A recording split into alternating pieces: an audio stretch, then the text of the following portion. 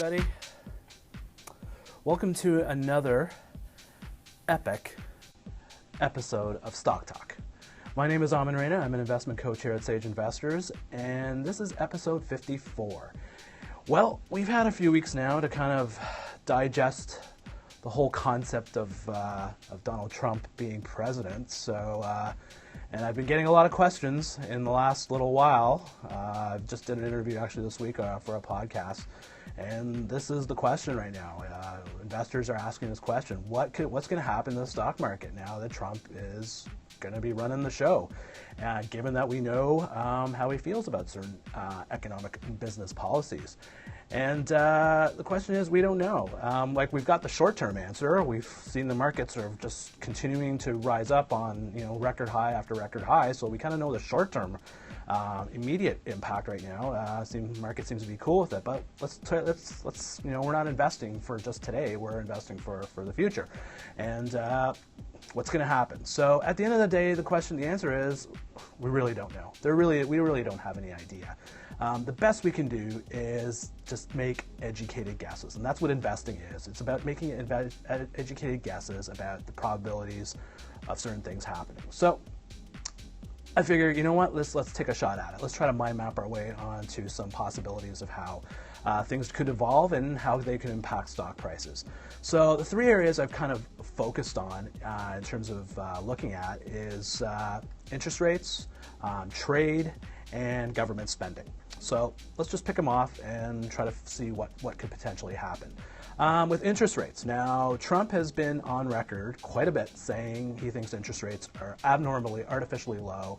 He's been ridiculing the Federal Reserve and Janet Yellen and saying he's going to fire her and, just talking the whole concept of interest rates being too expensive. He's also talked a lot about the stock market being overvalued too.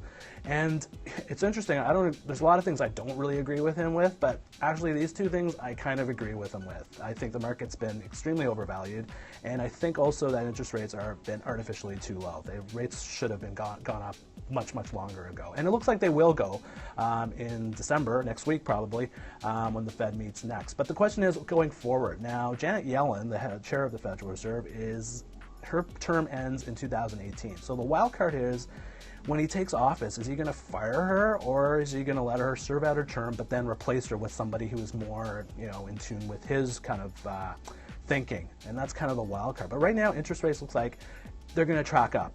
And so what's the impact of that? So if interest rates do start tracking up, well, that means borrowing costs are going to go up for companies. It means ultimately, if borrowing costs go up, then profits will go down, and then ultimately stock prices could go down. So that's kind of the impact right there. But the reality is, when interest rates usually go up, it usually takes about 18 months for an interest rate hike or a series of interest rate hikes to filter their way into the system. So the reality is, in the short term, any moves in interest rates are not really going to impact. I really don't see it kind of impacting stock prices in negatively impacting stock prices in the short term.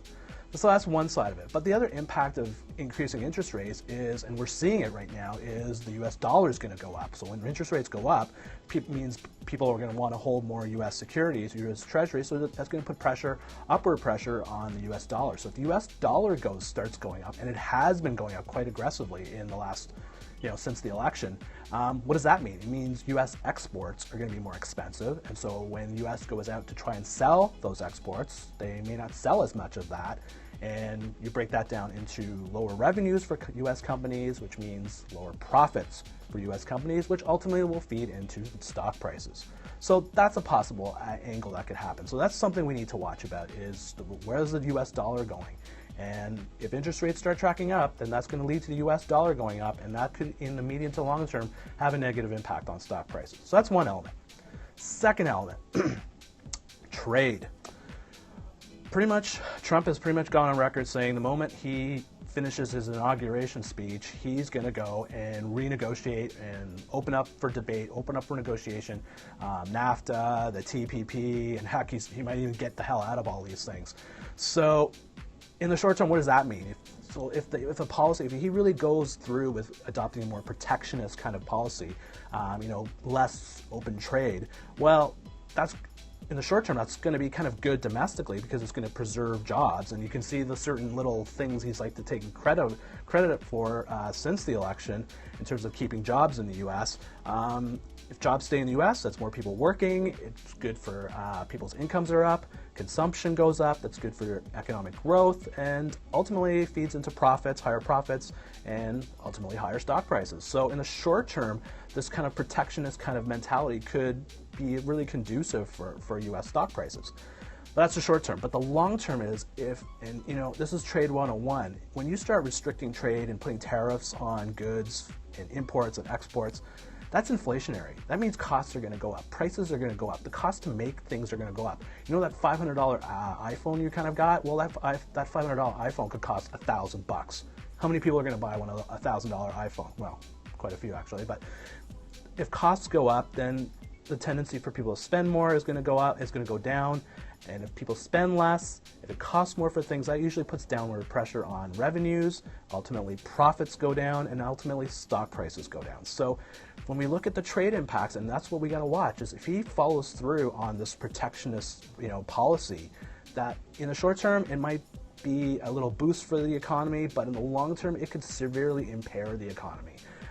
If the cost for producing goods and services and the cost of buying goods and services go up, that's not good. That's going to feed into inflation. And on the further ripple, if you think your way through this stuff, if there's higher inflation out there, that's going to mean higher interest rates down the road too. And if higher interest rates come up, we just talked about the impact of higher interest rates, that's not good for stock prices in the long term. So that's the trade side of it. Spending. Trump has pretty much gone out there and said he's going to, adopt a total guns and butter approach and essentially spend up to $1 trillion on infrastructure, increase spending hardcore on defense. If he ends up building walls, and he ends up building walls. Those are stimulative actions actually, and that's going to be good. It's going to create more jobs. Again, more jobs, more consumption, more income. Those are good things. Those are these are stimulative actions to help the economy grow. And so in the short term, these are good things that are going to be good for stock prices. The problem is government stimulus and stimulus activities, infrastructure activities, they don't last forever. They keep going and going and going. So once the building stops, then what? So depending how long and if he actually implements any infrastructure spending plans, and if they're not $1 trillion, if it's like a couple $100 billion or something, that's not a good impact long term for stock prices. On the flip side, he's talking about spending a hell of a lot, but he's also talking about lowering taxes. Especially, and from what we've seen, all the numbers that are crunched during the campaign, it seemed like the people that are going to benefit the most from a lower tax cut, the theory behind lower tax cuts, it's obviously more income in people's pockets, more propensity to spend.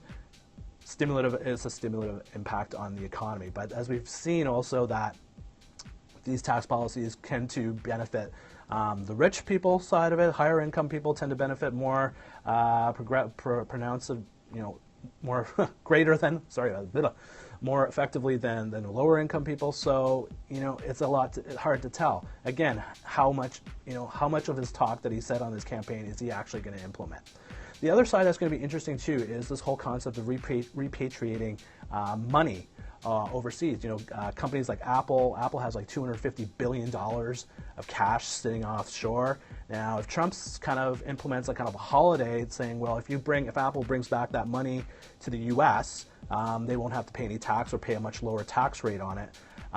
That could be a stimulative impact, assuming that Apple would take that money and invest it into R&D, hire more people, in that kind of sense. But the wild card on that is we've seen companies, especially U.S. companies, raise incredible amounts of capital and incredible amounts of debt because of low interest rates to not build new factories or hire new people, but to pay back, to buy back shares, increase dividends. So the question is, if Trump implements this policy of allowing companies to bring back money tax-free or at a lower tax rate, are they going to actually be used to invest in the economy, or are they going to be just more financial engineering tricks to jack up their stock prices?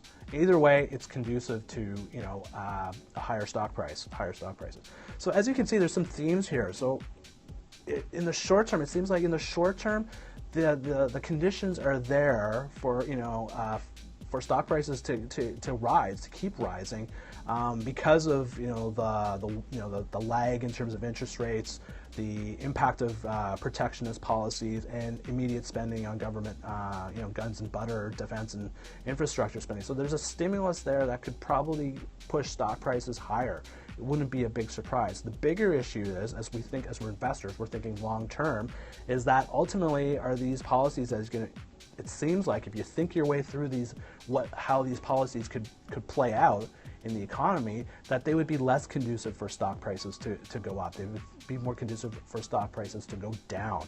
So that's kind of as you're figuring out how to invest, it's just how short term and how long term are your horizons, and are you comfortable with thinking your way through that? And this what we're doing here is essentially what I've been doing with clients, is try to get them to think their way through these type of scenarios, these type of events, so ultimately they can make these decisions themselves. And that's what I do. That's what I do as an investment coach. So the short term looks pretty good, and the markets are telling us that, but it's really the long term side of it. And also, surrounding this whole thing, it's Trump himself. He's just daily, basically we're seeing economic policy being so far delivered by Twitter. And the question is, is he going to have access to Twitter when he takes the office, or how's that whole thing going to work? It's really a wild card. He just seems to be such a volatile figure that we just don't know. He's talked about certain things that he's going to do. Is he going to walk the walk on them? It's really hard to tell, and we're going to see what kind of checks and balances. But as you can see, when you think your way through, if any of these policies actually go through, here are the different ways. So actually what I've done too is I've posted on Twitter, if you go follow my handle @SageInvestors, I've done a quick little mind map drawing all these different type of scenarios out, so you can see for yourself kind of like visually what it kind of looks like. So have a chance if you get a chance to look at it. So I hope that's cleared things up for everybody. But it's really more what I want people to more understand is just the thought process. How do you rationalize and the probabilities of certain things happening? At the end of the day, as I said, the answer in terms of what's going to happen to stock prices, I have no idea. Nobody has any idea. And we're dealing with a very volatile figure who is going to add to that layer of uncertainty. But the best you can do is just map out different possibilities and probabilities and figure out which one seems the most realistic and go and follow that strategy and implement a strategy around it. So I hope that's been helpful for you. That's all I got for you today on Stock Talk. If you have a question about this, you want to weigh in on this little mind map exercise that I went through here, feel free to give me a shout. You can DM me through Twitter. My handle is again @SageInvestors. I'm always putting my market observations, my own personal investment decisions on Twitter, so feel free to follow me through there. Or you can hit me through my website, www.sageinvestors.ca. And you can hit me through an email, drop an email through there, and I'd be more than happy to answer any questions you have, or if you have any ideas for some future episodes, I'm more than happy to hear about it. So that's been another episode of Stock Talk. My name is Amin Reina of Sage Investors, and we'll catch you again another time. Cheers.